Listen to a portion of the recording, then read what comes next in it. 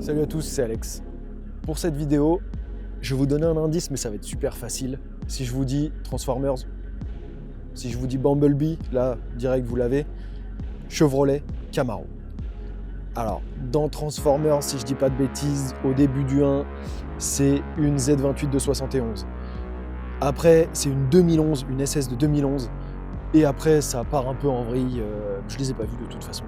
Par contre, pour cette vidéo, on a une Camaro 2 SS de 2018 et on l'a en noir parce que c'est plus stylé que le jaune.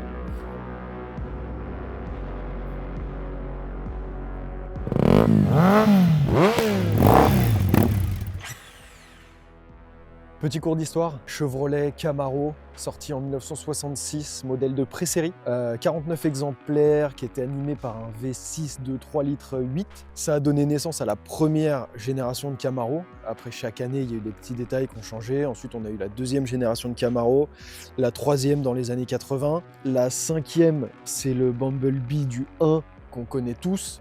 Et donc là, on a la sixième génération de Camaro. On a un V8, évidemment, 6 litres 2, 455 chevaux, près de 700 Nm de couple. Je vous mettrai les chiffres exacts dans la description, parce que pas forcément dans la tête.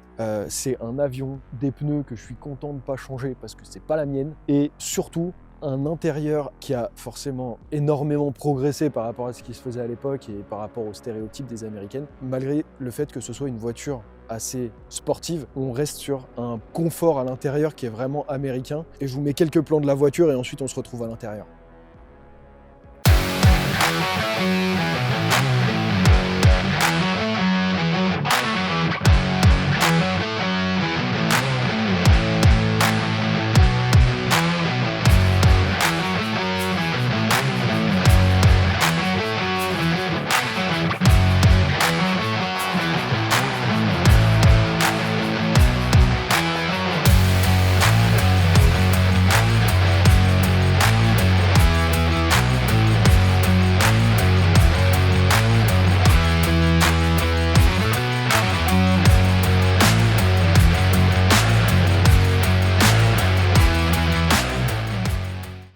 On se retrouve à l'intérieur du bolide que j'aime beaucoup. On va parler de toutes les petites options et tout, mais on va aller faire un tour. Et déjà, ça commence par un truc que j'adore.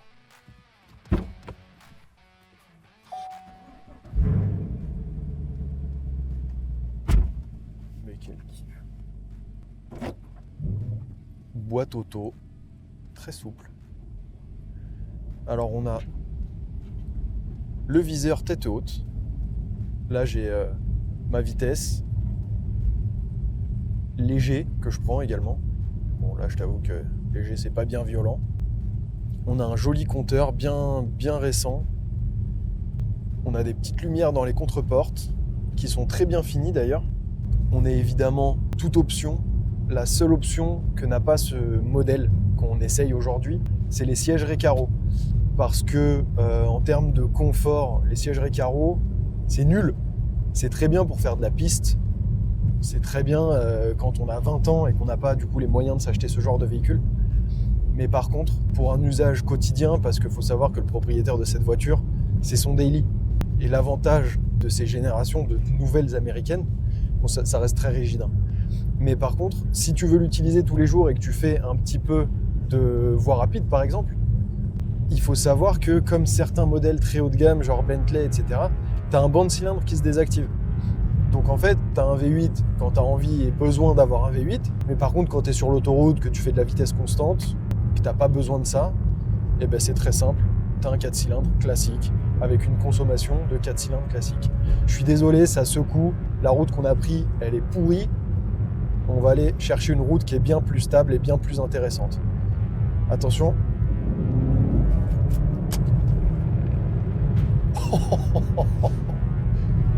Alors, j'ai effleuré la pédale vraiment.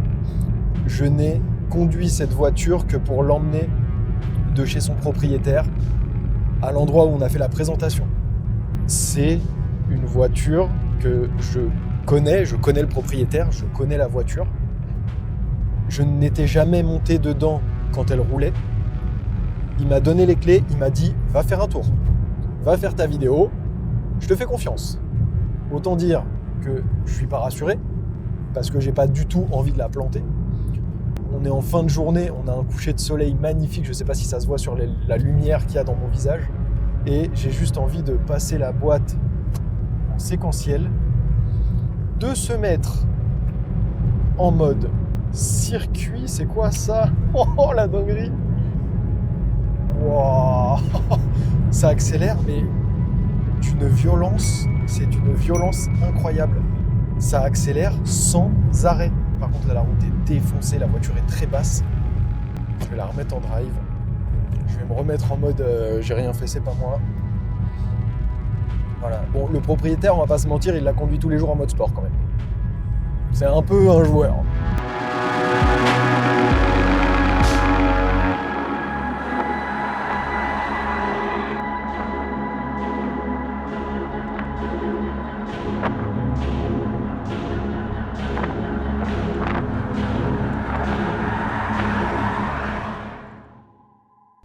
Bon, étonnamment, malgré le gabarit de la voiture, parce que ça fait quand même près de 4,50 m de long, 1,90 m de large et 1,35 m de haut, je crois, ça se conduit super bien. Il y a 5 modes de conduite, je vais vous les énoncer tout de suite. Alors il y a le mode tour, donc c'est en gros le mode confort tranquille. Ensuite il y a le mode sport, on a le mode track, circuit qui est le mode vraiment valve ouverte à l'échappement, suspension raffermie, pédalier raffermi, direction laisse tomber, tu fais pas un créneau avec, tu as l'impression que tu n'as pas de direction assistée. Et il y a un mode pluie-neige, pour ceux qui font de la moto, ils connaissent bien le principe, c'est-à-dire qu'on n'a plus de patates. Voilà, c'est clairement ça, il n'y a plus rien. Ça rend la voiture un peu anesthésiée, et il y a... Enfin bon, bref, c'est pratique quand il y a de la neige, ou qu'on a peur quand il pleut, ou voilà, parce qu'il ne faut pas oublier que c'est une pure propulsion qui a quand même 450 chevaux. Ce n'est pas à mettre entre toutes les mains. ESP déconnectable, ça, c'est vraiment la petite pépite. Pour moi, c'est l'idée du seigneur, quoi. Les gars, ils se sont dit, on a fait une voiture, elle fait 450 chevaux, elle fait pas loin de 2 tonnes. Mais tu sais quoi, on va mettre la possibilité de déconnecter l'ESP, parce que c'est rigolo, comme ça, et les gens ils vont se planter avec, c'est marrant. C'est une super idée, moi, j'adore. Par contre, devant, il y a un gars, il se traîne un peu, mais j'ai pas le droit de doubler, parce qu'il y a des lignes blanches. On est sur une route de campagne à 60, donc là, c'est un peu relou. Je vais me mettre en mode circuit, boîte séquentielle, mode track.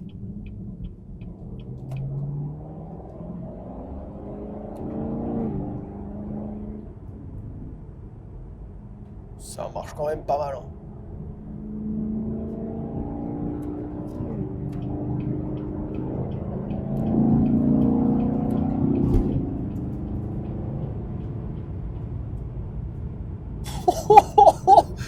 Oh la violence! Je suis pas habitué, hein. Pour ceux qui n'ont pas vu la vidéo de ma propre voiture, c'est une Chevrolet, c'est une américaine, tout pareil, sauf qu'elle fait 2,5 tonnes et 270 chevaux, mais elle a 20 ans, enfin, c'est un tank. Là,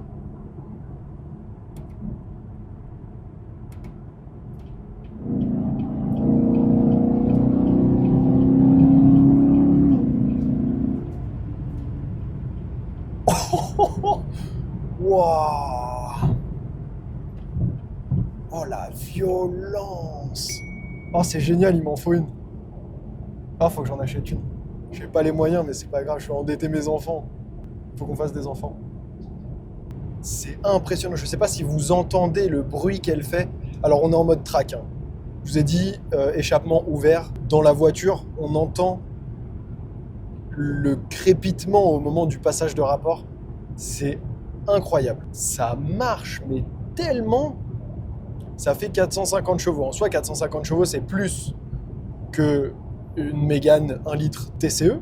C'est plus que ce qu'ont la grande majeure partie des gens. Mais c'est pas non plus une hypercar, quoi. Je veux dire, on n'est pas dans une McLaren qui fait 700 chevaux, on n'est pas dans une Bugatti, on n'est pas... Mais là, ça marche. C'est d'une violence. Et c'est souple, en fait. Tu prends une claque, mais la claque t'accompagne. Et elle t'accompagne jusqu'à 6500 tours. Et après, tu te démerdes avec Dieu. C'est hyper agréable à conduire. Et puis ça tient la route, hein. Putain, je me traîne la bite, je suis à 110. Est-ce que c'est pas rigolo si on fait ça? Oh non, elle est pas du tout réactive la boîte. Oh non, je suis triste. Je mets pied dedans, elle a pas rétrogradé. Oh, je suis si déçu. Ça manque d'un petit... Non, on est en mode track pourtant. Et je mets pied dedans. À 3, 1, 2, 3. Ok, j'avais pas mis pied dedans en fait. Et je vous jure, je surjoue pas. C'est d'une violence.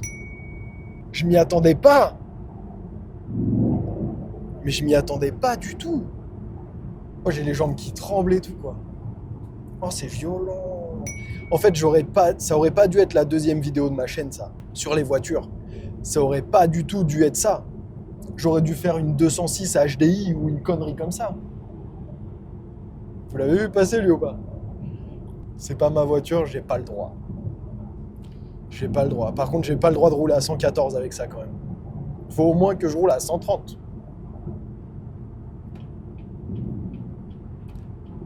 Par contre, ça marche quand même très très fort. Hein. On va pas se mentir, c'est assez violent. Et le petit affichage tête haute, franchement, il passe vachement bien. Il est très très clair. Il y a les tours minutes sous forme de courbe, ta vitesse, les jets que tu prends, et c'est tout. J'ai vraiment pas l'habitude. Et quand on n'a pas l'habitude, c'est violent. Vraiment, j'ai les jambes qui tremblent. J'ai pas peur en voiture. Oh, il y a un radar. 90 pour 130, on n'est pas bien là? On va se faire doubler par une voiture.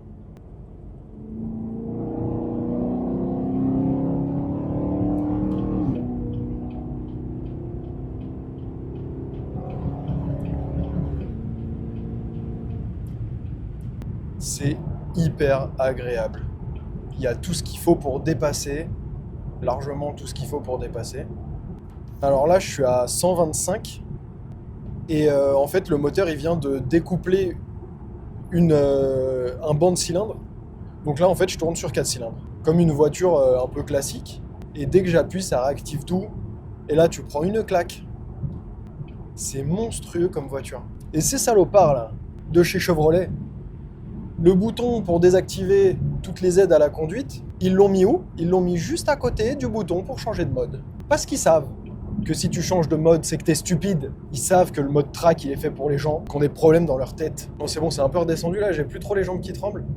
Le train avant est assez précis, ça se conduit hyper bien, c'est souple, franchement c'est souple. À part là, on est en mode track, donc le volant il est vachement dur, les pédales, tu sens qu'il y a une vraie résistance derrière. Franchement, non, je suis surpris. Je pensais que ça allait être plus dur que ça, plus rustique. Et en fait, franchement, non, ça reste une voiture de sport, donc c'est quand même rigide. Tout est bien pensé, tout tombe sous la main, c'est fluide.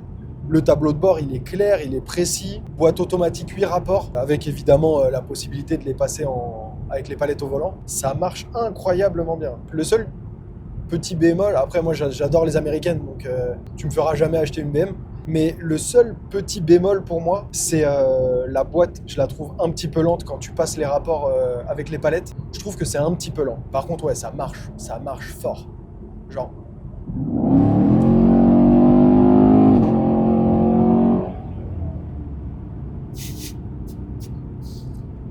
Waouh, c'est ouf.